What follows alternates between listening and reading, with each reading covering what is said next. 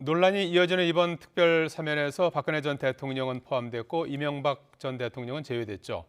정부는 두 전직 대통령의 사안이 다르다고 밝히고 있는데요. 나혜인 기자가 짚어봤습니다. 박범계 법무부 장관은 이번 특별 사면에서 이명박 전 대통령이 제외된 배경으로 사안이 다르다는 점을 먼저 꼽았습니다. 그 사안의 내용이 다릅니다. 그러한 부분도 고려가 된 것으로 알고 있고요.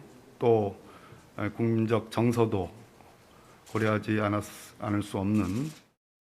사면 발표 직후 과천 법무부 청사에서 만난 기자들에게도 거듭 두 전직 대통령의 사안이 다르다고 강조했는데 구체적으로 뭐가 다르냐고 묻는 말엔 범죄의 양태라고 답했습니다.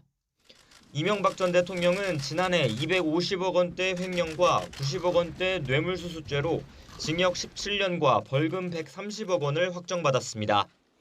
정치권에 입문한 뒤 오랜 기간 자동차 부품업체 다스를 실소유하며 비자금을 조성했고 대통령이 된 뒤에도 삼성에서 수십억 원대 소송비를 대납받았습니다. 권력을 이용해 자신의 이익을 착복한 개인 비리 성격이 강합니다. 물론 사상 초유의 대통령 파면으로 이어진 국정농단 사건도 중대한 범죄는 맞습니다. 이런 이유로 박근혜 전 대통령 사면을 비판하는 목소리가 잇따르고 있습니다. 다만 박 전 대통령은 비선 실세 최서원 씨의 사익을 위해 움직였고 직접 취득한 이익은 확인되지 않았다는 점에서 범죄의 양상이 다소 다르다는 의견도 있습니다.